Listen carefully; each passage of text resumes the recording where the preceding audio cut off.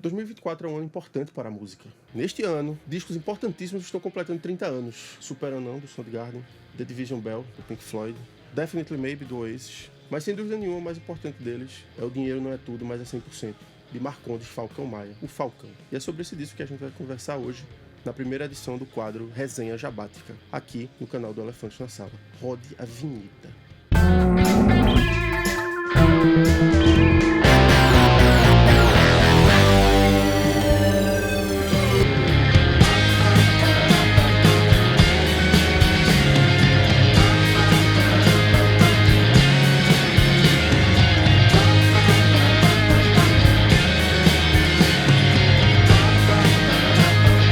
Provavelmente você já deve ter conhecido aí o cantor Falcão como personagem mítico, né, da cultura popular brasileira, ou porque ele apareceu de repente no episódio do MasterChef, ou então foi jurado num programa de calouros, enfim. Só que a verdade é que Falcão ele é muito mais do que isso. Ele é um grande pensador contemporâneo, um verdadeiro arauto da cultura nordestina que começou a sua carreira como cantor e acabou se transformando nessa grande personalidade que a gente passou a conhecer ao longo do tempo. Falcão nasceu em 1957 na cidade de Pereiro, que é uma cidade no interior do Ceará, que não tinha nem energia elétrica. Ele viveu lá até mais ou menos os 10 anos, quando ele precisou migrar para a capital Fortaleza para poder continuar os seus estudos. Dando um salto na história, ele acabou entrando na faculdade de arquitetura depois de inúmeras tentativas frustradas no vestibular e entrou para fazer arquitetura na UFCE em meados dos anos 80.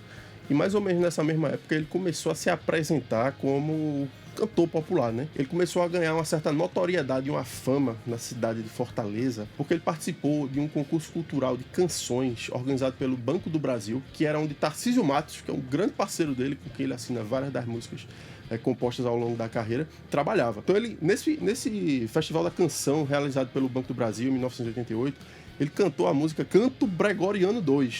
Como era uma música, um bolerão, falava das coisas da paixão, mas também misturava um pouco com a luta de classe. É um sujeito falando, como se estivesse falando para o patrão e ao mesmo tempo falando para a mulher, para a chifronéia lá dele, né? Então, ficou Canto Gregoriano, número 2, né, porque não tinha o número 1. Eu acho que foi aí que o júri não entendeu a jogada. Foi uma avacalhação total, porque os jurados, né, deram todos nota 0, mas só que o público achou ele uma coisa maravilhosa. Uma coisa esplêndida. E ele meio que virou, como ele já falou em algumas entrevistas também, uma coqueluche na cidade, né? Virou aquele cara que todo mundo queria que animasse as festas, né? Que fosse tocar ali pra usar um termo que ele usa em algumas músicas, né? Pra animar o meio das rodas, né? Pra estar ali cantando ali com uma primeira dama, né? Numa festa ali de um desembargador, uma coisa dessa assim. Mais ou menos ali no momento em que ele sai da faculdade de arquitetura, que ele inicia o seu glorioso escritório que só durou 2 anos, a música o requisita, né? E ele grava seu primeiro disco, que é Bonito, Lindo e Joiado, gravado no estúdio Pro Áudio, em Fortaleza, que sai de forma independente em 1991. Esse disco foi um estouro no Brasil por causa da versão de Eu Não Sou Cachorro Não, de Valdir Soriano, que ele gravou em inglês, né? I'm Not Dog No, que foi um sucesso do caralho, e que quase não entrou no disco. Só entrou porque ele tinha um amigo que era radialista que disse: meu irmão, se você não gravar esse negócio aqui, você vai perder o disco, meu irmão. Você tem que gravar essa porra. Aí ele gravou e estourou no Brasil todo. Tanto é que a gravadora Continental reprensou o disco dele e distribuiu por todo o território nacional. E aí foi um sucesso estrondoso. Né? Esse programa e pode ser nocivo a pessoas cardíacas e nervosas. Esse início todo é muito bem documentado, porque até uma questão de uma dinâmica própria de entrevistas, assim, toda vez que ele dá uma entrevista, a pessoa pergunta: e aí, como foi que você começou e tal. Então ele sempre conta essa história, foi muito bem documentado. Quando a gente entra agora no momento em que ele sai da gravadora Continental e vai pra BMG, levado por Raimundo Fagner, para gravar O Dinheiro Não É Tudo, Mas É 100%, as informações começam a ficar um pouco nebulosas. Até porque ele permaneceu na BMG por 4 anos, se eu não me engano, e ele gravou, assim, 94, 95, 96, 98, 4 discos em sequência, e é tudo meio misturado. A gente não tem muitos registros assim jornalísticos da época acessíveis e fáceis para saber o que aconteceu devido à repercussão de cada disco, né? Inclusive, esse é um espaço que as lacunas devem ser preenchidas por vocês aí nos comentários, porque tem algumas coisas que eu não sei, eu gostaria de saber, nunca achei, mas certamente se tiver alguém aí que está assistindo, sabe, escreva aí para a gente poder compartilhar as informações, né? Mas sem mais delongas, vamos lá. O Dinheiro Não É Tudo, Mas É 100% foi lançado em junho de 1994, mas a data exata da gravação desse disco ela é muito incerta, entre outras razões porque no próprio encarte do disco não tem a ficha técnica. Não sei porquê. É o único disco dele que não tem a ficha técnica, é esse. Como em todos os outros discos que foram lançados pela BMG, a gente tem a informação de que as gravações foram feitas no estúdio Lagoa, no Rio de Janeiro. Eu acredito que O Dinheiro Não É Tudo também tenha sido gravado lá. Eu tô sentindo a falta, rapaz. Cadê não vem ninguém me beijar aqui, rapaz? Pode vir, mulher, menino, velho, todo tipo de animal. Pode vir aqui me beijar aqui que eu recebo com todo carinho. Foi produzido por Robertinho Recife e Fagner, e teve a maioria dos arranjos criados por um cara chamado Cecelo Froni. Talvez seja Froni. Nunca vi ninguém falando o nome desse cara. Mas aparentemente ele é um músico super tarimbado, que tocou com o próprio Fagner, tocou com o Roberto Carlos, tocou com o Erasmo, e fez turnês aí pela Europa e tal. E foi um cara que, assim, veio lá daquela tradição mesmo de ser um sideman ou de um músico de estúdio, né? O que eu acho que, inclusive, ajuda a explicar o som do disco. Porque o disco ele tem um som muito conciso, assim, tudo muito bem tocado. Enquanto no Bonito, Lindo e Joiado, que foi o disco de estreia dele em 91, você sente que aquilo ele foi gravado na tora, foi gravado pelos brothers, provavelmente tomando uma cana depois de cada sessão de gravação. O Dinheiro Não É Tudo, não. É um disco que soa super profissional. Apesar de toda a esculhambação. Porque é um disco também muito irreverente do ponto de vista da forma. Aqui eu acho que a sonoridade deles é meio... Enquanto o Bonito Lindo Joiado vai para um caminho muito de um brega raiz, O Dinheiro Não É Tudo é quase uma estética de jingle político, o que é muito acertado, porque a voz dele é incrível, então ela tem que ficar mais alta do que o instrumental. E além de tudo, o jingle político é feito para você nunca mais deixar de cantar ele, nem que você não queira, que é exatamente o que acontece com esse disco.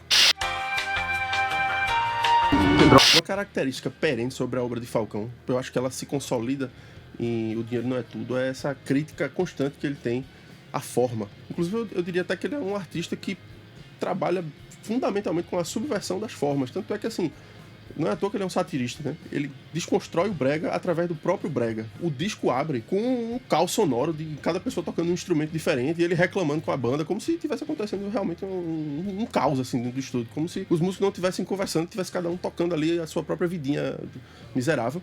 E ele faz, não, começar essa porra de novo, começar de novo, não sei o que, e assim começa o disco. Nessa toada, assim, uma coisa meio frenética, meio maluca, assim. Quando eu escutei isso pela primeira vez, eu não sabia nem que isso era permitido, pô. O cara começar um negócio nessa doideira toda. Tipo, eu achava que o cara tem que começar a música, 1, 2, 3, 4, começar a música, mas não, o cara começa ali desconstruindo a ideia do que deve ser a apresentação de um disco. Foi antes do plano real? Foi antes do plano. Senão você podia estar no real, né? Podia estar no real, inclusive estava valendo mais, né? Inclusive, eu não me preocupo nem tanto, porque eu não quero vencer pela minha beleza, quero vencer pelo talento.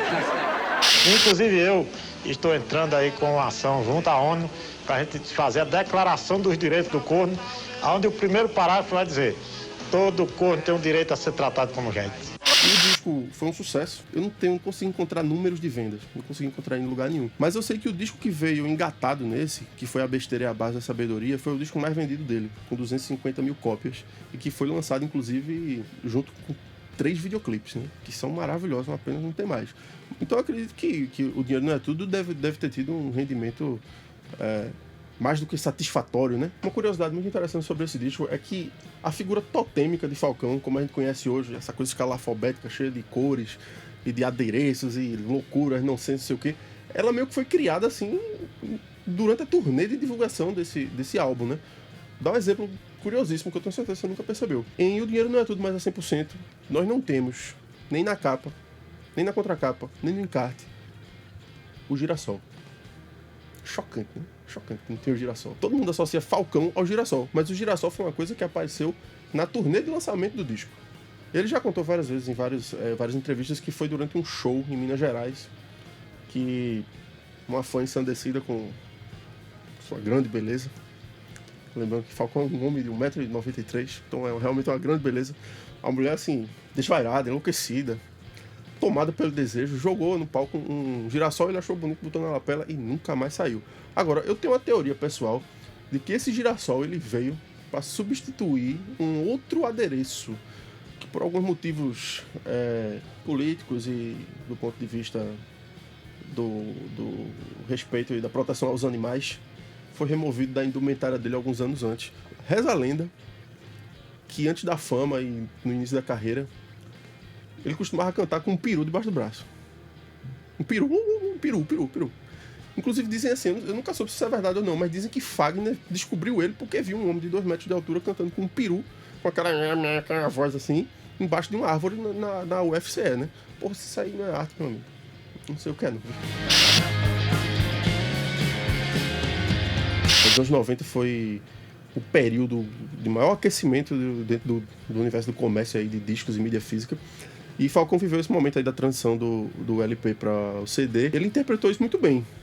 Como eu falei antes, ele é um artista da forma, né? Então ele vai reconhecer ali os formatos e os suportes e vai subverter aquilo ali de alguma forma. Tanto é que os encartes dos discos de Falcão, eles são uma obra de arte à parte, assim.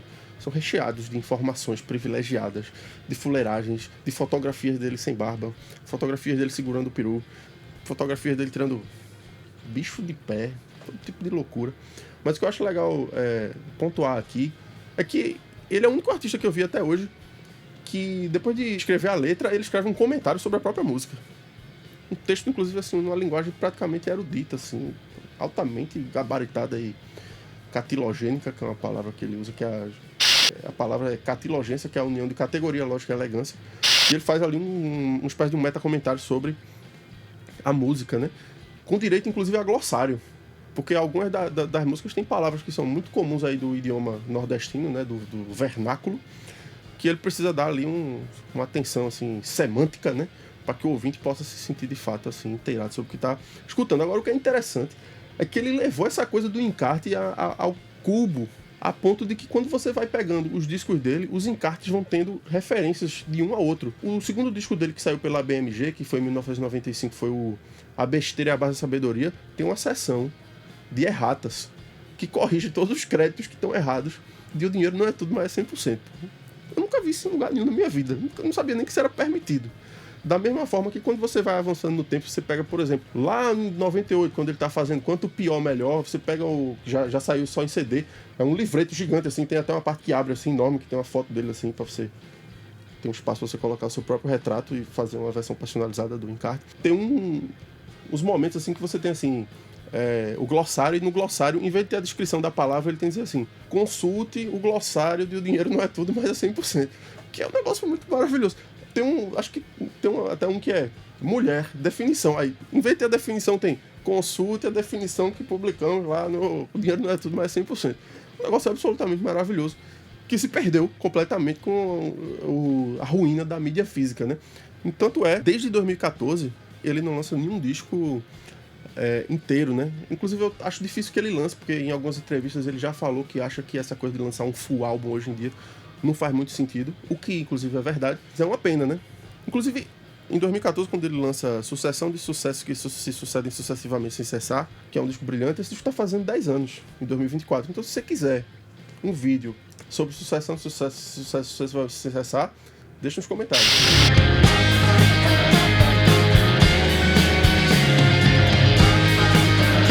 Então, nessa seção do vídeo, eu queria comentar um pouco algumas músicas que me chamam a atenção, que eu acho que são informações que todo mundo deveria saber. A primeira delas é sobre a música de abertura do disco, que é Onde Houver Fé, que eu leve a dúvida, que é uma música muito interessante porque ela é universal, todo mundo consegue ler essa música hoje ou em qualquer momento da história da humanidade, entender, mas ao mesmo tempo ela também é uma música que surge de um recorte muito específico da época, que são algumas declarações que o finado Papa João Paulo II, ou João Paulo II, deu ali no começo dos anos 90, falando sobre descredibilização da masturbação enquanto pecado.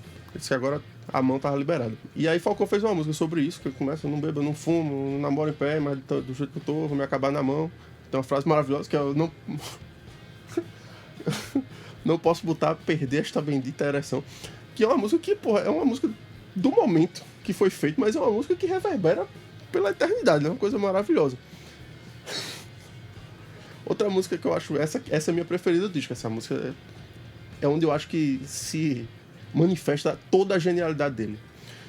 Inclusive porque, como eu falei no começo do vídeo, ele tem um grande parceiro que é Tarcísio Matos, que assina várias músicas com ele. Mas essa que eu vou falar agora é uma música só dele. A música se chama Prometo Não Ejacular na Sua Boca, que é a música número 4 do disco. É uma música apocalíptica, se você parar para analisar a letra com a devida atenção, porque ela parte da criação de um cenário absolutamente impensável, em que poderia estar acontecendo chuva de gafanhotos, poderia estar acontecendo erupções vulcânicas, degelo das calotas polares, As pessoas poderiam estar morrendo, poderia estar a terceira vinda de Cristo, segundo, sei lá. Mas não, o que está acontecendo é uma suruba generalizada no mundo todo. E aí a música é sobre a relação de um cara que todo dia ele passa num lugar, e tem sempre uma figura que ele vê, sempre tem aquela figura que ele vê e passa e diz, eita, porra, essa faria, viu? E aí no dia que o mundo vira uma suruba, ele passa lá e ela não tá, velho. Aí tem o verso, por onde você andou que todo dia eu lhe via. No único dia que o mundo virou uma suruba, o cara passa lá, a mulher não tá. Mas tem um negócio interessante que é a tradução para o português de uma música de Jimi Hendrix, que é Crosstown Traffic, que é uma música de Jimi Hendrix, que acho que é do terceiro disco do Jimi Hendrix Experience, que é uma mistura, uma letra que fala sobre sexo, meio usando metáforas de trânsito e tal. E aí Falcão cunha aqui definitivamente, assim, ele atesta com o verso: e pelas marcas de pneu nas suas costas, eu vejo que você andou se divertindo. Se esse cara não é um mestre, não é um ourives das palavras, um artesão das sílabas, eu não sei o que ele é não. Esse disco também tem uma música que é uma parceria de vários compositores, que inclusive saiu errado no disco e tá lá na errata do vindouro disco dele, que é a besteira base da sabedoria, que é a Exaltina, que é uma música sobre uma tênia, que é um assunto com o qual eu me conecto intimamente. Não porque eu tive uma tênia, nunca tive, quero muito ter uma tênia, mas porque nesse gibi aqui que eu lancei em 2024, no ano que estamos gravando esse vídeo, saiu a minha primeira série de tirinhas, que foi publicada em 2020, chamada Quarentênia, que é exatamente a história de uma tênia, uma solitária, porque foi no período pandêmico que ela queria ficar sozinha, né, solitária. E aí ela aprontava lá 1001 confusões dentro dos intestinos lá de um camarada que acaba, porventura, se descobrindo corno no final da tirinha. Eu dei o nome da minha tênia de Exaltênia, em homenagem à música de Falcão. E agora, você aí pode ler ela no formato impresso, porque foi a primeira vez que saiu, com tirinhas inéditas e também com várias ilustrações muito bonitas que eu fiz na época. Tem uma frase foda dele que é: a farinha é a maionese cearense. Isso é genial, isso aí, né? Que eu acho que se complementa bem com a gema mole é o cheddar do pobre, né? É isso. O dinheiro não é tudo mais a 100%. Completou aí seus 30 anos de idade. Foi lançado em CD, foi lançado em vinil, em cassete. Eu só tenho vinil, tá aqui no cenário. Prazer em não falar sobre Falcão, meu artista preferido, meu grande ídolo da vida. Então é isso, as turmas. 30 anos e o dinheiro não é tudo mais 100%. Você tava onde? Fazendo o quê quando esse disco saiu? Você tava vivo? Tem muita gente que não tá, né? Não tinha nem nascido ainda, eu era criança. Mas 1994 é um ano interessante ali, um ano que a autoestima do brasileiro muda muito, né? Tava saindo do período da ditadura ainda, teve o Plano Real, o Brasil foi tetra. O caminho de volta começou por Pernambuco. O voo da vitória que trouxe dos Estados Unidos os tetracampeões do mundo. Recife é a primeira escala da seleção do Tetra.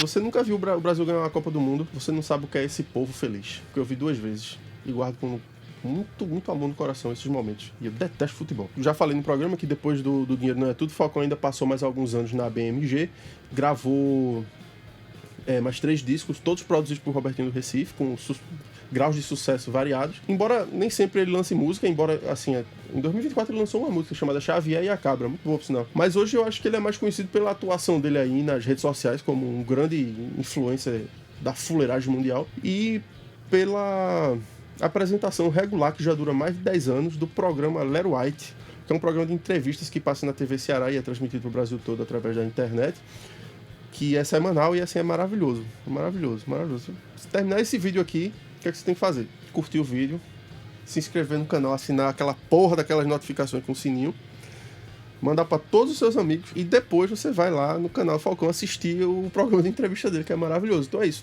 se inscreva no nosso canal e mande o vídeo para todo mundo, porque isso aqui dá um trabalho medonho para fazer e a gente precisa do seu like, do seu amor para poder continuar fazendo. Outra coisa muito importante, muitíssimo importante, ela foi na sala uma editora, uma pequena editora, começou com a editora antes de ser canal de YouTube. E esse ano, 2024, eu lancei um gibi chamado Cornan, Chifre e Castigo, que é um tratado quadrinístico, sequencial, sobre o chifre, sobre a galha, sobre os dilemas aí da pessoa traída. Eu não quero estragar a surpresa de ninguém sobre isso aqui, mas parece que tem algo a ver aqui, tem Falcão, Cornan, Falcão, tem alguma coisa aqui que você tem que ler para saber. Primeira tiragem vai acabar. Então, corra lá em loja.elefantenasala.com, compre seu exemplar e depois manda uma mensagem para mim me esculhambando, dizendo se você gostou, enfim, manda para quem você quiser.